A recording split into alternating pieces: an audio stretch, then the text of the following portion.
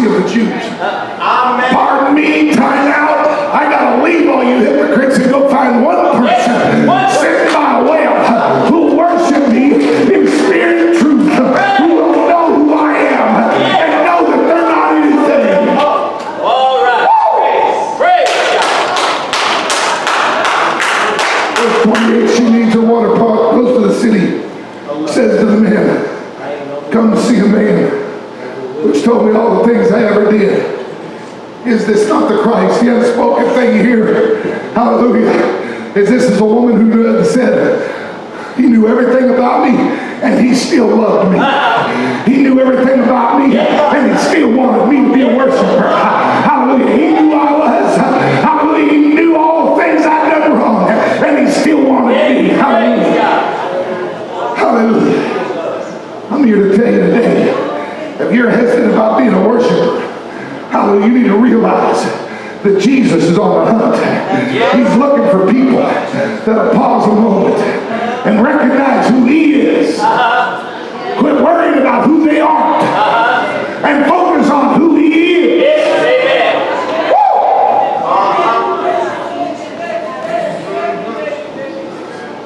Now I've been evangelizing now since, I don't know, March, I guess, full time. I'll tell you what, Brother Hurst, I'm being honest before God. I think we haven't discussed it, but I think she'd agree with me. We have been in no place that worship like you worship tonight.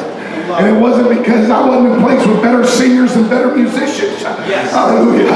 But I felt like I was in a group of people that knew who he was. And knew they were not anybody.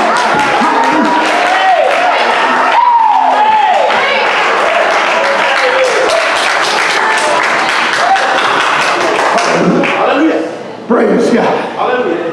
Hallelujah. Hallelujah. I want to tell a story as I'm coming to a close.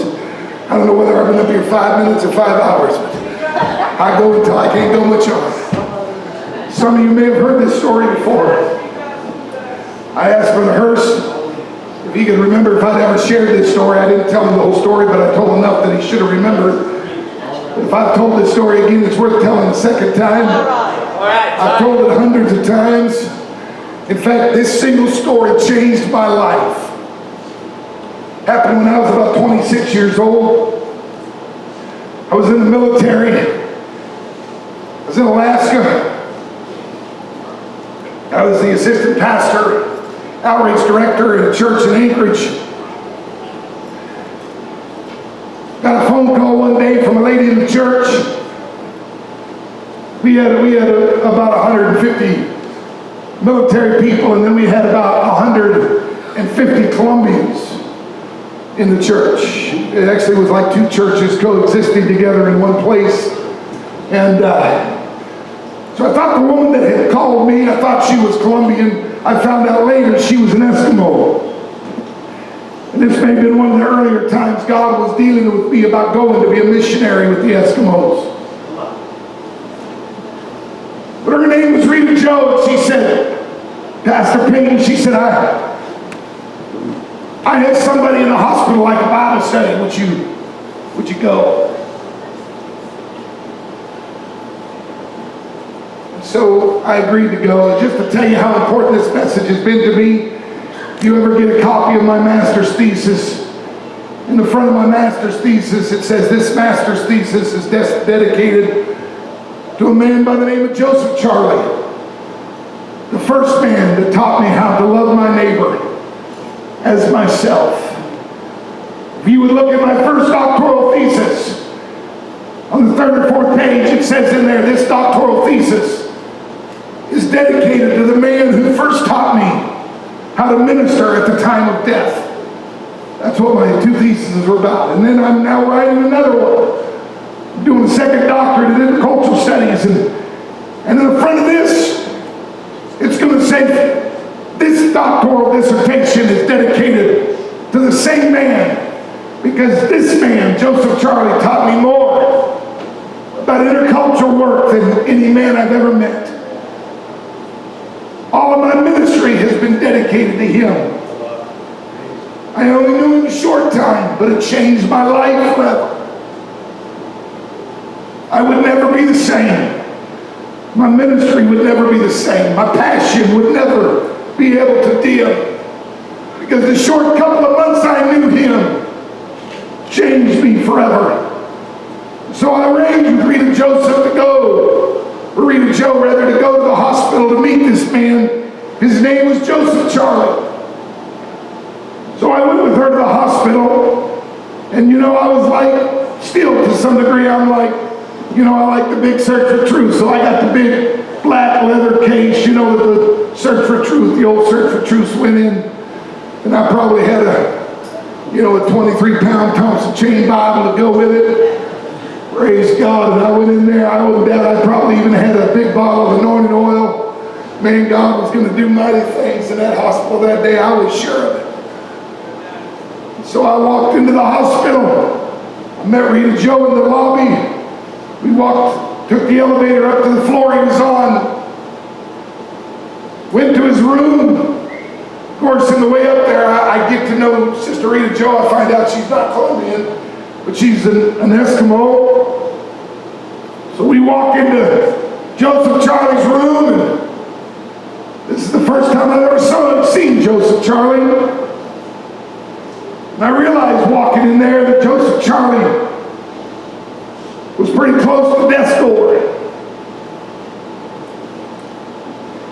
He probably didn't have time for me to teach the entire series. And I love to turn a 10-lesson Bible study into a 25 lessons. Just the way I do things. I love to talk about the Bible. I like to talk about that red line that goes from Genesis clear through to the Calvary. I had a feeling that Joseph Charlie didn't have time to find out about Adam and Eve and David and all of the other great men of old. I wasn't sure where to start. So I asked Joseph Charlie to tell me a story. And this is his story. Joseph Charlie did not speak English. Rita Joe had to translate for him. Joseph Charlie was approximately 46 years old. When Joseph Charlie was a little boy, the federal government had decided to make an attempt to eradicate tuberculosis from among the Alaskan natives. And so military planes landed on the rivers outside of the villages, and at gunpoint if necessary, they tested every Eskimo in every village in Alaska. And every single Eskimo that tested positive was taken, if necessary, by force. Put on that same plane. Was taken away from their village forever. They were taken from Alaska. They were taken to a lockdown compound sanatorium in Arizona. For 30-some years, Joseph Charlie lay dying in a sanatorium in Arizona.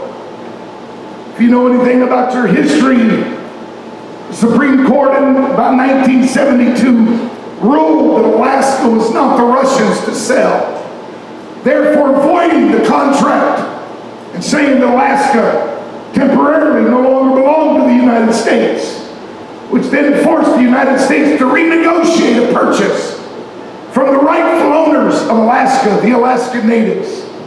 And so the 1973 Native Claims Settlement Act gave every Eskimo alive so much money, so much land, and health care and education in perpetuity, or in other words, forever, for all generations to come. They got free education and free health care forever.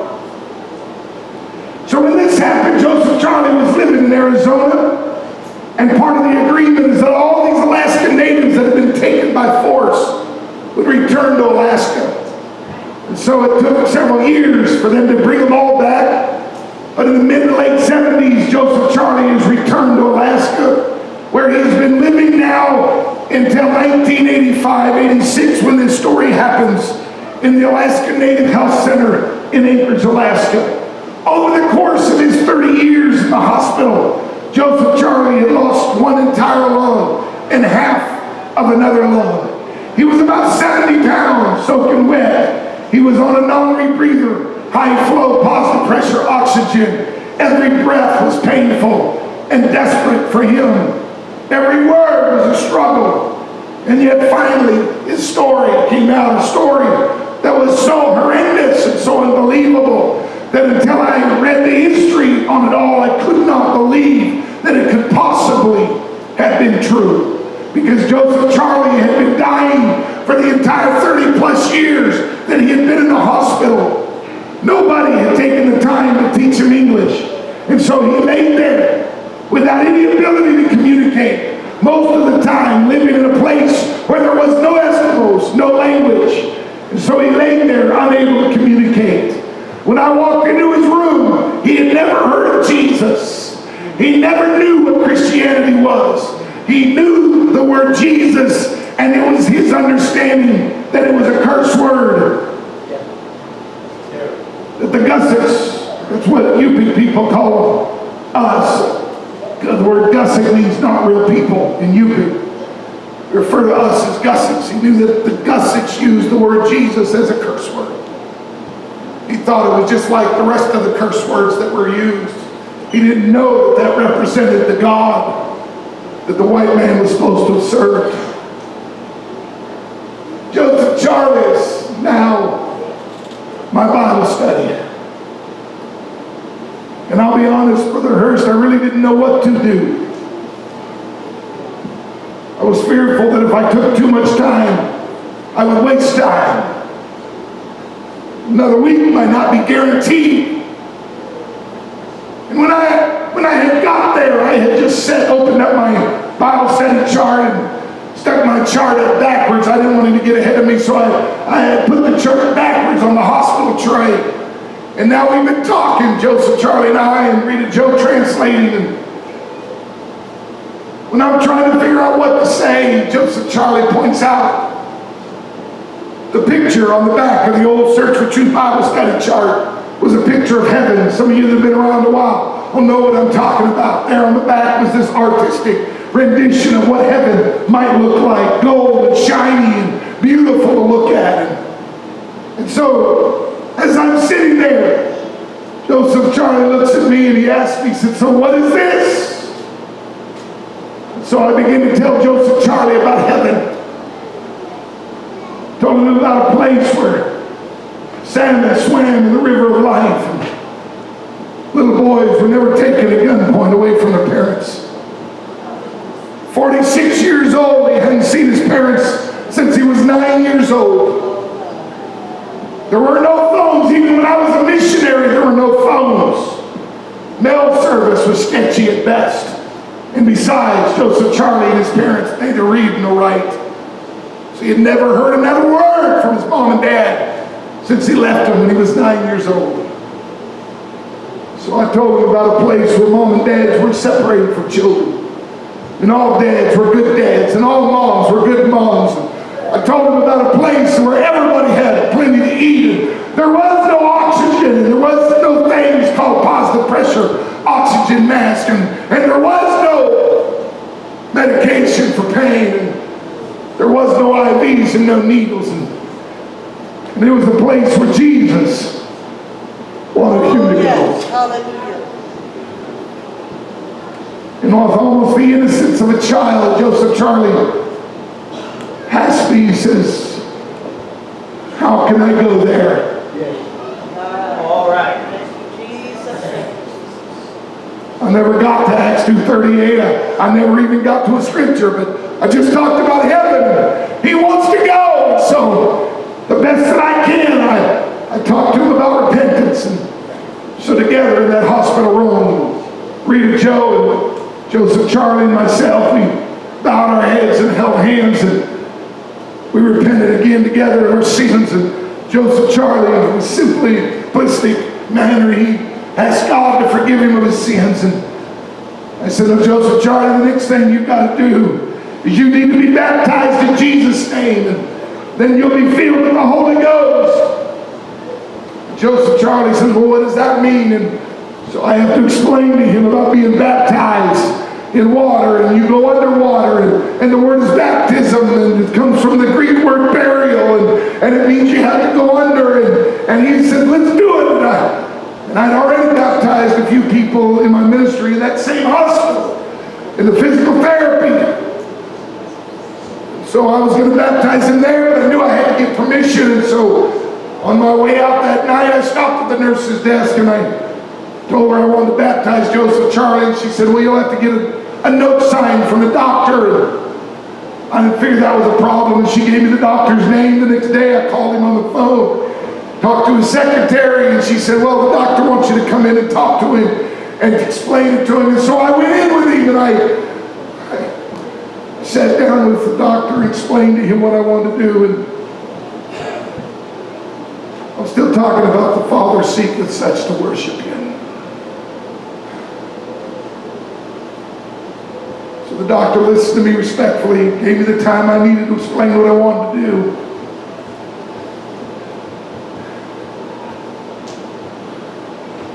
When I was through, he said, Reverend Peyton, he said, this is not my choice, it's not your choice, this is really Joseph Charlie's choice.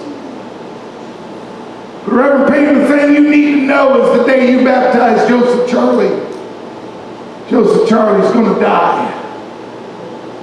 Because you can never put him underwater. He won't die. Just one drop of water will kill him. Suddenly all the fun went out of ministry. Suddenly all the excitement about baptizing one more person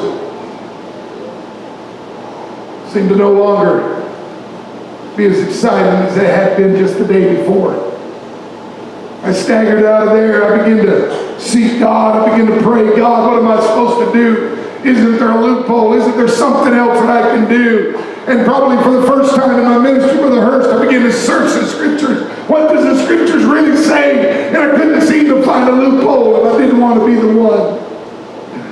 I talked to the pastor of our church, and he was so helpful. He took me to the district superintendent, and we talked to him, and the district superintendent was so helpful. He just said, Brother Peyton, whatever you do, we'll stand behind you. All I could think of is them standing behind me while I was in a jail cell somewhere. You see, in my mind, all I could see is local Pentecostal church kills Eskimo and ritual baptism. Lord, what am I supposed to do? What am I supposed to do? God help me. And almost every day, Rita Joe's calling me and saying, hey, Joseph Charlie wants to get baptized. What's going on? And I'm putting it off day after day. Week turned into 2 weeks, 3 weeks. I'm putting it off. God, what am I going to do? I don't want to kill nobody. Finally, one day, about 3 or 4 weeks into it, I'm down praying, and God began to speak to me through the words of the doctor. And he said, and he told me, he says, it's not your decision. Right. It's not the doctor's decision. All right. It's Joseph Charlie's decision. Come on. This isn't about what you're going to do. This is about what Joseph Charlie wants done. Right. So I called Rita Joe on the phone. I said, let's go to the hospital. I met her at the hospital. Sat down on the edge of the bed. Now I know some of you might have just talked to him about healing, but I figured I wasn't going to talk to him about healing. I'd rather God heal him and he'd be surprised than die and be mad at me about not getting healed. So I just decided I wasn't going to tell him about getting healed, possibly. I just told him, if I baptize you, you're going to die. I fully thought he'd have to think about that a moment or two. I explained to him, you know what the doctor said? And pull no punches. I'll never forget his words. I'll never forget a motion he made. When I paused after explaining to him, he just made a motion like this. He just went like this. He said, you call this living? All right. Yeah. He said, all these years, I've lived laid in this bed lonely, nobody to talk to, nobody to share anything with, missing my mom, missing my dad, not having anything. And then you walked in here and you set that paper up there. You told told me about a place called heaven. Oh God. Hallelujah. And he said, you told me that if I repented of my sins and I got baptized, that God would give me the Holy Ghost and I could go to that place. And he said, now you come in here and you tell me that if you baptize me today, I'm going there today? And you think that's a problem? Come on. Come on. Thank God. We are very mixed up people, really, when you think about it. I'm worried about sending him to heaven today. What is wrong with me?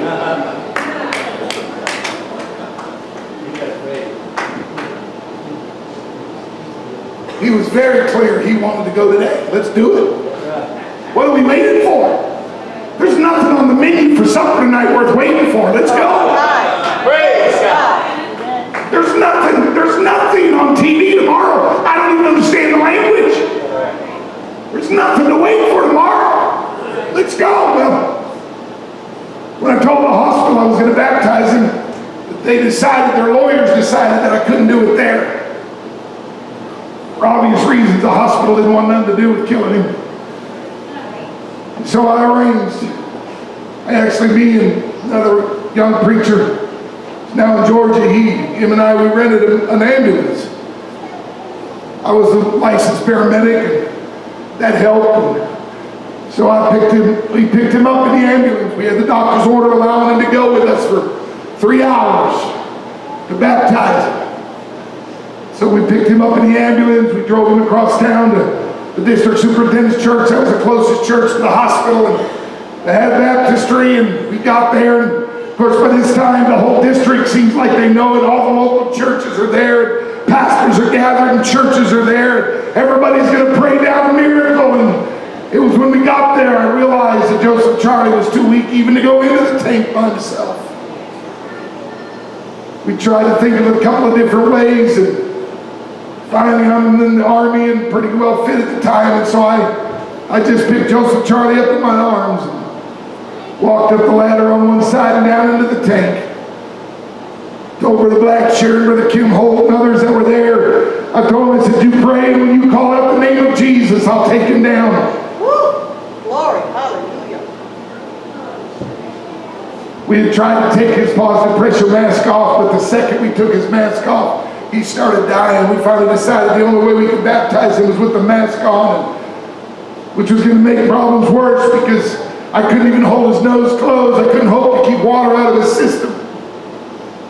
So finally we just decided to do it, and so Brother Blackshear prayed, and when they laid hands on me and Joseph Charlie, when they said the name of Jesus, me and Joseph Charlie went down together, and I came up out of the water. I didn't know Joseph Charlie would be dead. But he didn't seem to be dead. He seemed to be fine. Oh, praise God. I thought that was a pretty good sign, and so, but I wanted to get back to the hospital, thinking that if I could get back to the hospital, maybe if something went wrong, and they'd be there to help me. And so we got dry clothes, pajamas on, and put him back on the stretcher, back in the ambulance, back across Anchorage, back